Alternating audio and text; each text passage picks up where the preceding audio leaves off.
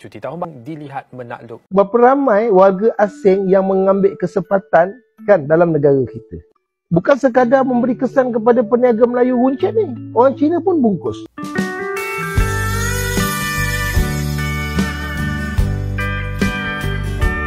Pokok yang mahal, warga asing di Malaysia juga menjadi malapetaka bagi warga lokal Malaysia.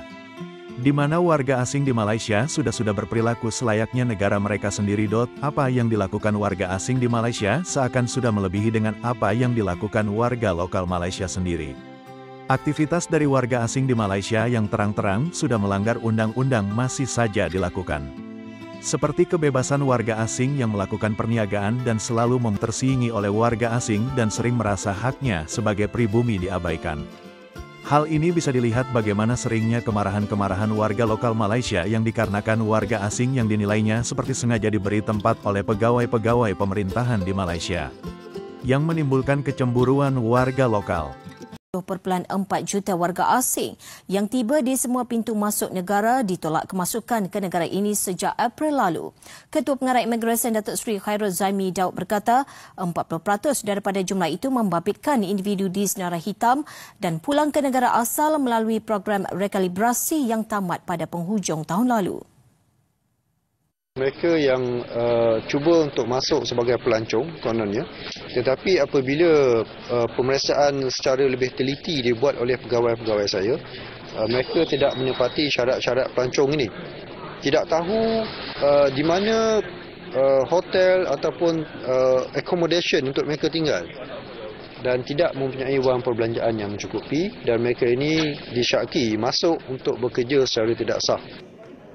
Katanya majoriti individu yang ditolak kemasukan adalah warga India, Bangladesh, Pakistan dan Indonesia. Berapa ramai warga asing yang mengambil kesempatan kan dalam negara kita. Bukan sekadar memberi kesan kepada peniaga Melayu runcit ni. Orang Cina pun bungkus. Oleh kerana apa?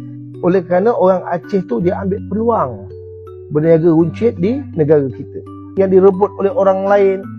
Hari ini memang perniagaan runcit hampir pupus lah di kalangan orang Melayu. Ada tapi tak banyak. Tak sebanyak kedai yang dimiliki oleh warga Aceh. Kebanyakan pekerjaan di Malaysia kini dimonopoli oleh warga asing, di mana yang kita ketahui mereka telah pun masuk ke dalam pelbagai sektor di negara ini.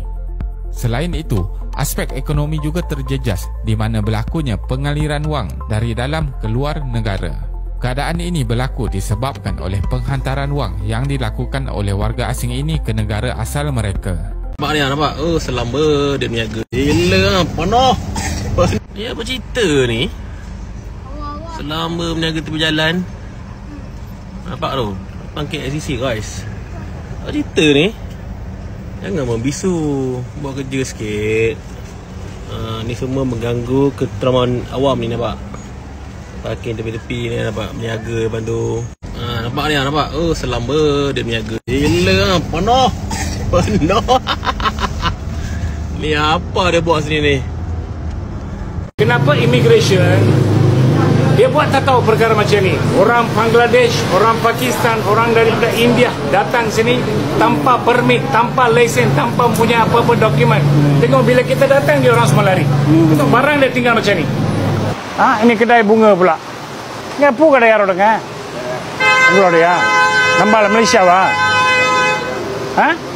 Dengan Tamil Nadu Malaysia Pak? Tamil Nadu. Dia daripada India Selatan. India Selatan. Bagaimanakah dia mengelola jual bunga di sini?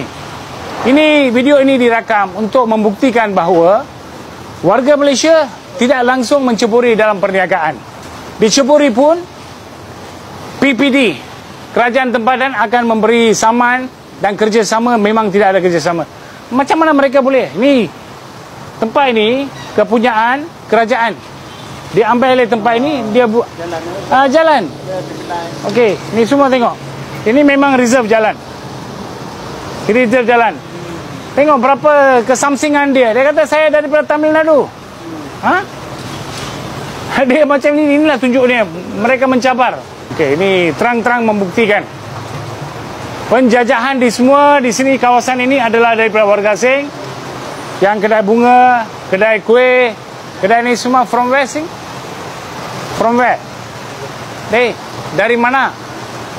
Tengok dia orang tak fasih bahasa Melayu. Tamil Nadu letak pokok. Saya lupa. Dia daripada India Selatan. Dia menaik buat perniagaan jual bunga. Warga Malaysia kalau dia buat perniagaan macam ini, dia kena permit, dia kena lesen. Di PKL, begitu leluasa melonggarkan penguatkuasaan dia langsung tak perlu. Depan kita ni Jalan Ipoh. Dari mana? India. India mana? Punjab. Okey, bolehkah orang Punjab buat perniagaan macam ini? Ini soalan. So saya menyeru, menyaran, mendesak kerajaan mengambil tindakan, DPKL mengambil tindakan, immigration mengambil tindakan. Kalau tak cukup, bantuan boleh minta, rela mempunyai 3 juta anggota di Malaysia. Mereka berkalibar, mereka boleh berturun. Tetapi ini mencabar undang-undang, mencabar kredibiliti, mencabar martabat negara.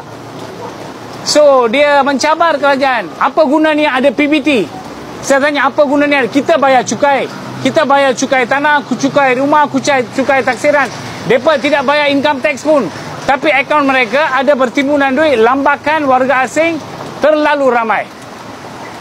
Saya menyuruhlah kepada minta ada beribu NGO dalam Malaysia.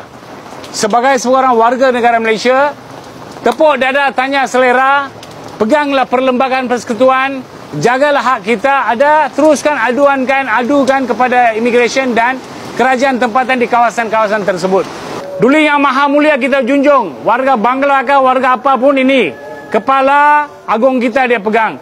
Tapi dia tidak tahu berbahasa. Dia duduk sini, dia tidak tahu berbahasa, tapi tahu pandai niaga.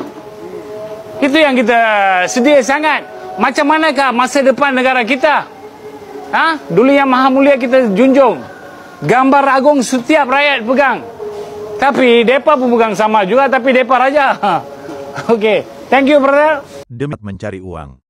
Apa yang terjadi di Malaysia sekarang ini juga tidak terlepas dari berkurangnya TKI Indonesia di Malaysia yang digantikan oleh warga asing lainnya seperti Bangladesh yang menyebabkan Malaysia sekarang